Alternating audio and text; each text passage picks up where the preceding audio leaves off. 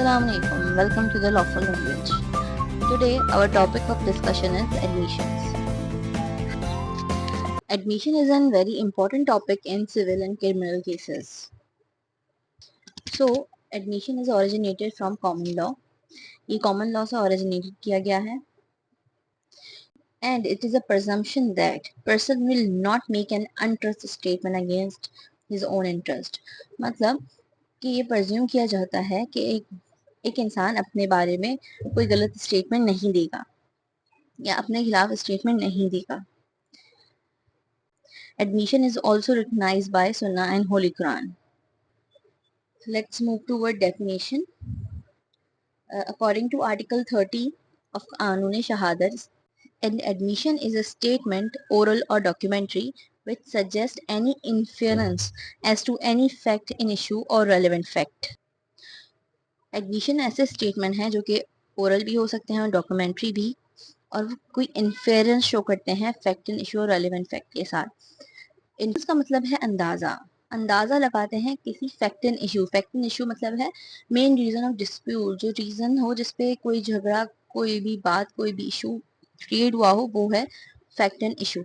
और relevant fact जो भी कोई भी ऐसी स्टेटमेंट जो हेल्प करे हमें ये अंदाजा लगाने में कि इशू क्या है या कोई रेलेवेंट फैक्ट उसके हिसाब से हमें मिल रहा है उस एडमिशन से. तो there are two modes of admission, जैसे कि हमने डेफिनेशन में भी पढ़ा, oral and documentary.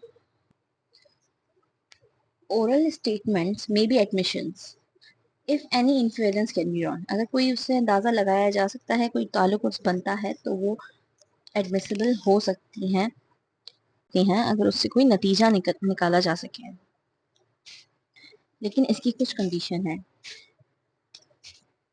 It must be made in presence of person. कुछ लोगों के दरमियान ये स्टेटमेंट की जाए.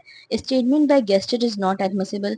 हाथों का इशारा या मुंह हिला देना, इस तरह की एडमिशन जो है एडमिसिबल नहीं है, अनलेस वो पर्सन जो इशारों से बताए और वो खुद बोल ना सकता हो, वो कोर्ट के आगे खुद बताए वो बात. और ऐसा एडमिशन जो कि ओरल है और उसे क्रॉस एग्जामिन नहीं किया गया, तो फिर उसे एडमिशन माना जाएगा. और ये सब बातें लिखी हैं इस केस लॉ में.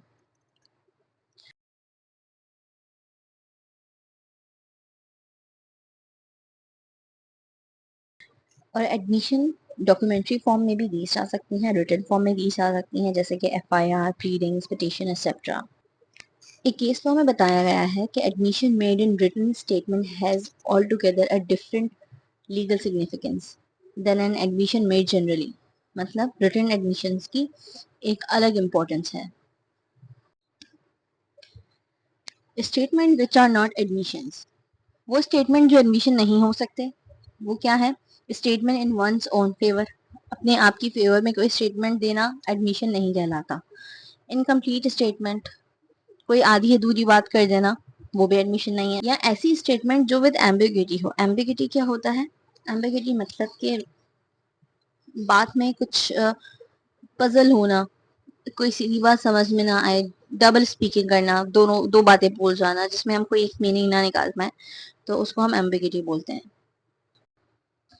अगर हम बात करें रिलेटेड प्रोविजंस की, तो कानूनी शहादत में आर्टिकल 30 से लेकर 36 तक एंड आर्टिकल 45 बात करता है एडमिशंस की. शहादत ऑर्डर 1984 हमें बताता है कि वो कौन से लोग हैं जो एडमिशन रिकॉर्ड करवा सकते हैं और कौन से सर्कमस्टेंसेस हैं जिसमें एडमिशन रिकॉर्ड हो सकता है. According to article 31 to 33 of Qanun-e-Shahadat order, and admission may be made by following person. So admission कर सकते हैं एनी पार्टी टू प्रोसीडिंग, मतलब प्लांटिव एंड डिफेंडेंट में से कोई भी, एन अथोराइज्ड एजेंट, या उन पार्टी में से किसी का भी कोई अथोराइज्ड एजेंट हो वो कर सकता है. पार्टी सुइंग और being sued in a representative character, मतलब किसी के रिप्रेजेंटेटिव को अगर सू किया जाए या वो किसी को सू करे, तब भी वो एडमिशन कर सकता है. ऐसा शख्स जिसका कोई प्रॉपर्टी राइट या पेक्यूनियरी इंटरेस्ट हो. प्रॉपर्टी राइट वो होता है जैसे कि कोई मिल्कियती राइट, कोई जायदाद में हिस्सा वगैरह हो या कोई शेयर हो. पेक्यूनियरी कोई पैसों का हिसाब हो, तो वो भी एडमिशन कर सकता है. और एक वो शख्स भी एडमिशन कर सकता है जिसमें पार्टीज अपनी इंटरेस्ट ड्राइव की हो, कोई इंटरेस्ट हो पार्टीज का, उसमें कोई पैसे दिए हो या लिए हो, कोई भी इंटरेस्ट किसी और शख्स में हो और वो पार्टीज उनको पॉइंट आउट करे, तो वो भी एडमिशन कर सकता है। According to article 32 and 33, strangers भी एडमिशन कर सकते हैं। वो कौन से स्ट्रेंजर हो सकते हैं? A person whose position is necessary to prove against the party. कोई ऐसा शख्स जिसकी एडमिशन जरूरी हो, जिसकी बयान जरूरी हो उस केस में, उस प्रोसीडिंग में, जिसने कोई भी चीज देखी हो, ली हो, लेकिन वो एक स्ट्रेंजर हो, पार्टी टू द सूट ना हो, और लेकिन उसकी स्टेटमेंट, जो उसका बयान, उसकी एडमिशन जरूरी है किसी पार्टी के अगेंस्ट देने के लिए, कुछ प्रूफ करने के लिए, तो ऐसे शख्स का भी एडमिशन लिया जा सकता है। अकॉर्डिंग टू आर्टिकल 33, एक ऐसा शख्स, a person to whom party to the suit expressly referred for information, एक ऐसा शख्स भी एडमिशन दे सकता है जिसे पार्टी पॉइंट आउट करे कि ये शख्स कुछ एडमिशन देगा, कोई इन्फॉर्मेशन उसके पास हो जो उसने देखी हो, वो है तो स्ट्रेंजर, लेकिन एक पार्टी रिफर करती है, बताती है कि ये शख्स कुछ बताता है, कुछ जानता है, तो वैसे शख्स की भी एडमिशन ली जाएगी। फॉर एग्जाम्पल, किसी ने कोई गाड़ी बेची, अब ये सवाल आया कि जो गाड़ी है वो सही थी कि नहीं, उसकी कुछ पार्ट्स ठीक चल रहे थे कि नहीं चल रहे थे, तो हम किसी मैकेनिक को या जो कार का टेक्नीशियन है उसे रिफर करेंगे।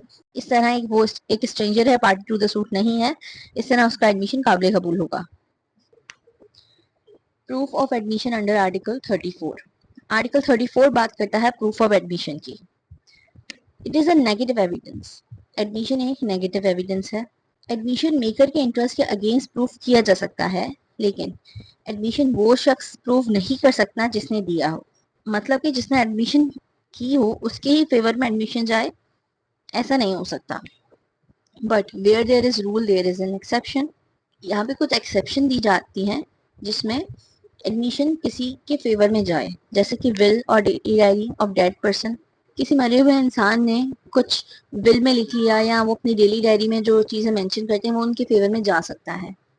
अगर बाद में उसकी डायरी चेक की जाए, लिखी जाए, तो कोई भी हो सकता है, कोई भी प्रॉपर्टी का हिस्सा या कुछ भी बात उनके फेवर में जा सकती है। Daily diary maintain by a person of institute.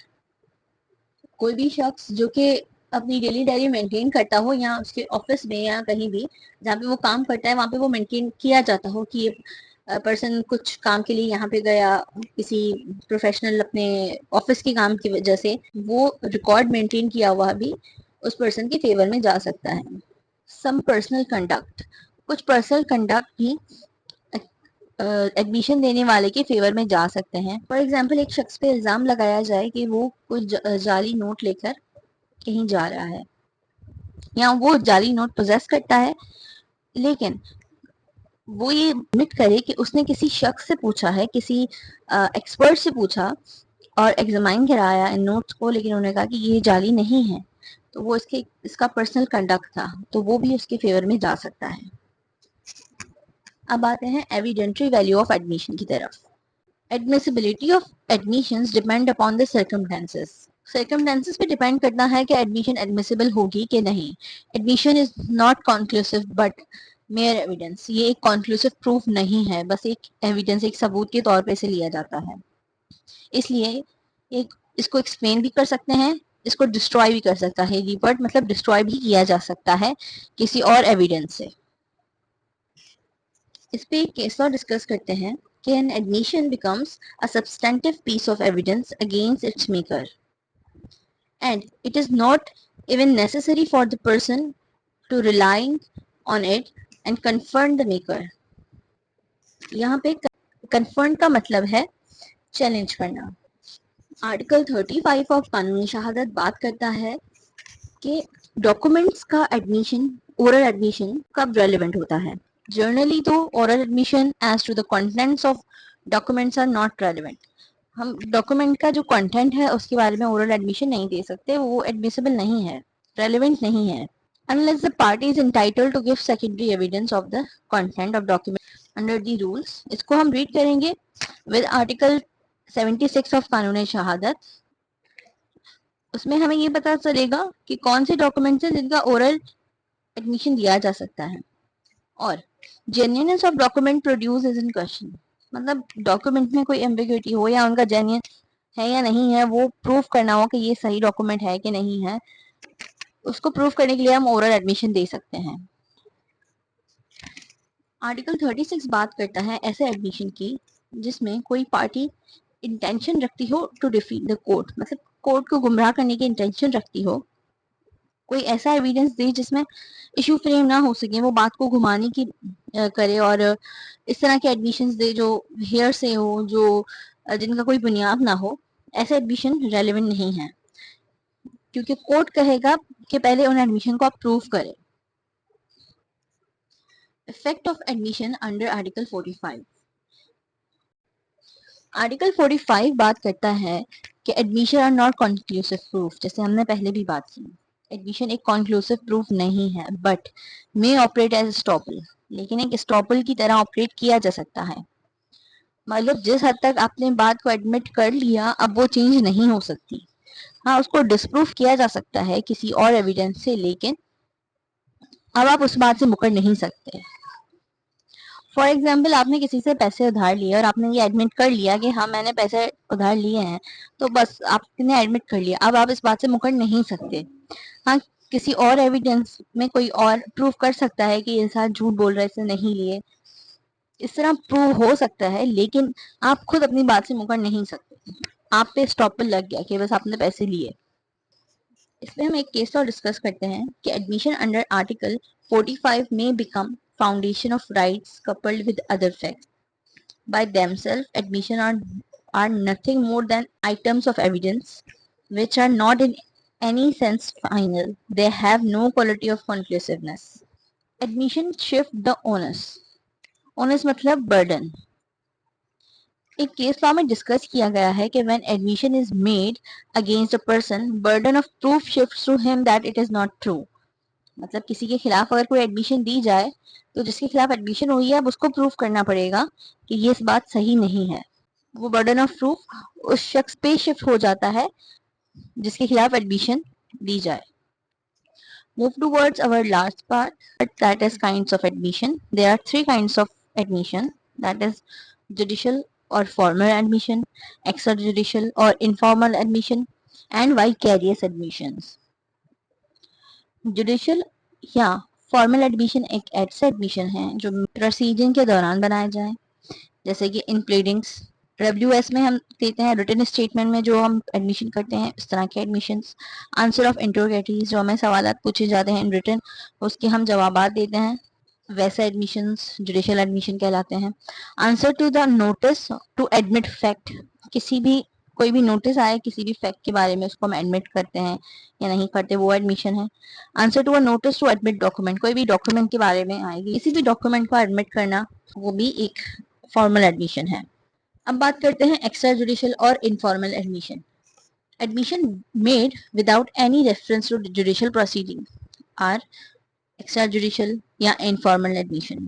जैसे कि बाय एक्सप्रेस वर्ड, आपने कहीं भी कोई बात कर दी बाय एक्सप्रेस वर्ड किसी के सामने, तो वो आपका एडमिशन है, लेकिन वो इनफॉर्मल एडमिशन होगा। बाय डॉक्यूमेंट्स, जिसमें लीगल प्रोसीडिंग में जुडिशियल प्रोसीडिंग का कुछ लेना देना ना हो, नॉर्मली अपनी कुछ डॉक्यूमेंट में कुछ एडमिट कर दिया हो। बाय साइलेंस बाय कंडक्ट, ऐसे एडमिशन बाय कंडक्ट जो कि लिखे हुए हैं आर्टिकल 21 ऑफ कानून शहादत में। अब आते हैं वाइकेरियस एडमिशंस की तरफ। वाइकेरियस का मतलब है शैतानी एडमिशंस। एक ऐसे admission of accused right by a third party, जो किसी तीसरे पार्टी पे रिलायड हो, जैसे कि इधर उधर की बातें, इसने कहा था, उसने सुना था, फिर मुझे बताया, इस तरह की बातें वाइकेरियस एडमिशन है। जैसे कि एक्शन, वर्ड्स, डेमेनॉर, किसी थर्ड पर्सन से लेना, टेकन फ्रॉम को कॉन्स्पिरेटर, और उसने भी थर्ड पर्सन ने भी कुछ चालाकी करने की सोची हो। Not admissible unless accused take assent of them in words, वो एडमिसिबल नहीं होंगे जब तक अक्यूज जो एडमिट कर रहा है वो उनकी जिम्मेदारी नहीं लेता, अपने वर्ड्स की, उन वर्ड्स की जिम्मेदारी नहीं लेता, तब तक वो एडमिसिबल नहीं है। Thank you for watching the video. I hope you understand the topic. Like and subscribe for the next video. Thank you.